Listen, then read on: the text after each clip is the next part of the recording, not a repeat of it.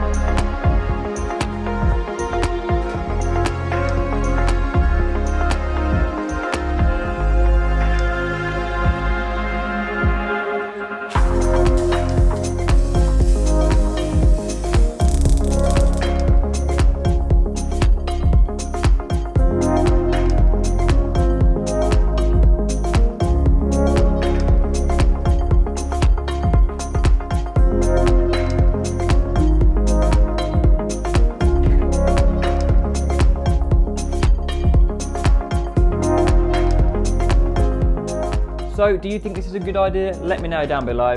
This thing now needs finishing off. It needs the tailpiece tidying and marrying with the frame, just so it's got that nice smooth finish.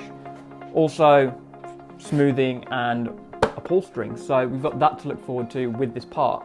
But yeah, I've linked down all the parts down below that I've used. If you like this video, please be sure to drop a like. Consider joining us on Patreon so you get to see what's coming up next. And as always, thank you very much for watching, and I shall see you in the next video. Peace.